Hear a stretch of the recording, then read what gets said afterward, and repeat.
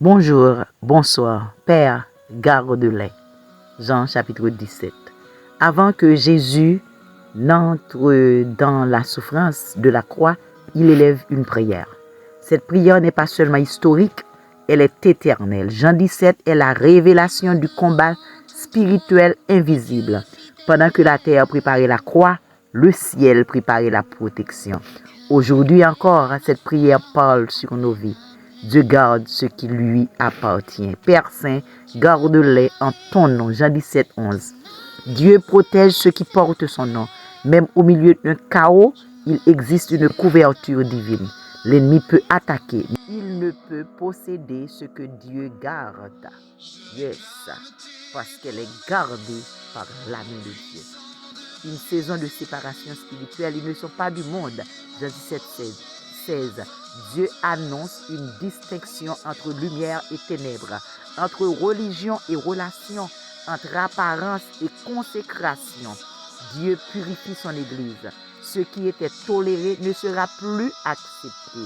Dieu élève une génération sanctifiée. L'unité sera une arme de réveil, afin qu'il soit un.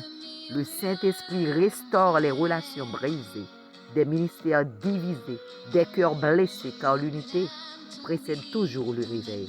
Là où l'unité revient, la gloire descend. Une manifestation de la gloire de Dieu. Je leur ai donné la gloire. Jean 17, 22. Dieu ne cache plus son peuple. Une gloire visible accompagne ceux qui marchent avec lui.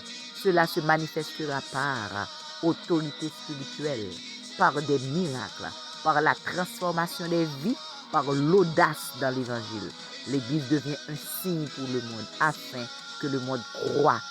Le monde ne sera pas convaincu seulement par des paroles, mais par l'amour visible, par l'unité réelle, par la puissance divine. L'Église devient un témoignage vivant. Déclare avec moi: je suis gardé par Dieu. Je marche dans la sanctification. L'amour de Christ habite en moi. L'unité divine se manifeste autour de moi. La gloire de Dieu repose sur ma vie. Je suis une réponse à la prière de Jésus. N'oublie pas d'aimer, d'abonner, surtout de partager.